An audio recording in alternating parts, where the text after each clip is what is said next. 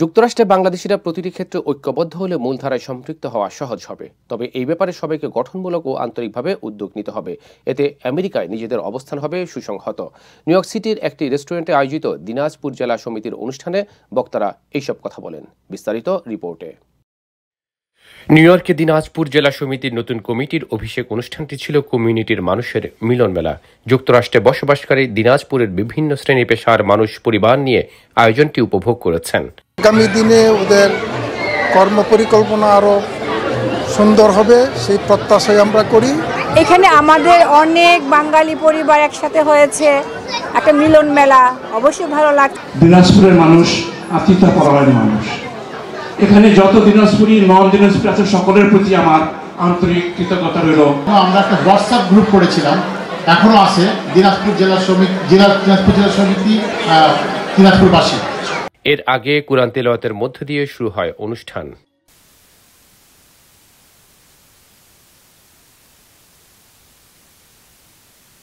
পরে দুই দেশের জাতীয় সঙ্গীতের সময় দাঁড়িয়ে সম্মান জানান সবাই।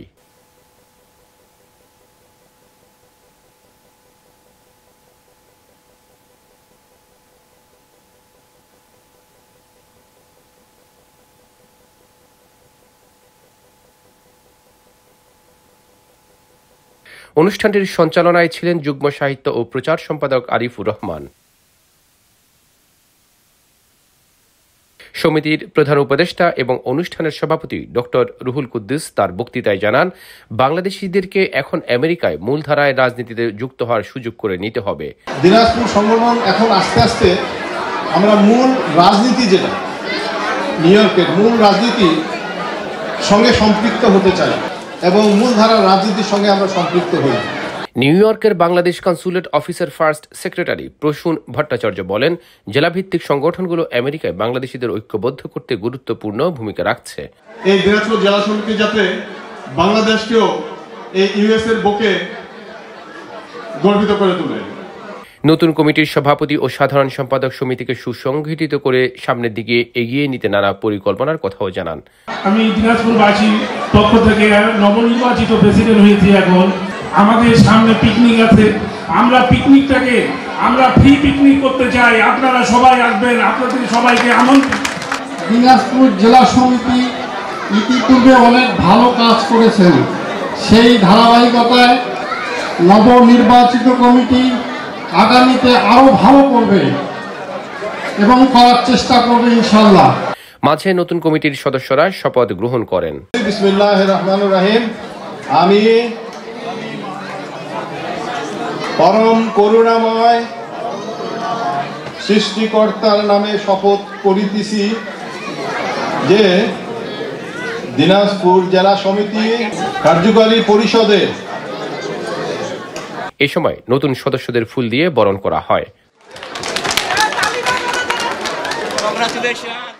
29 সদস্যের এই নতুন কমিটি 2025-2026 অর্থ বছরের জন্য নির্বাচিত হয়েছেন। সবশেষে আয়োজন করা হয় সাংস্কৃতিক অনুষ্ঠানের। জনপ্রিয় গানের মাধ্যমে অতিথিদের বিনোদিত করেন শিল্পীরা।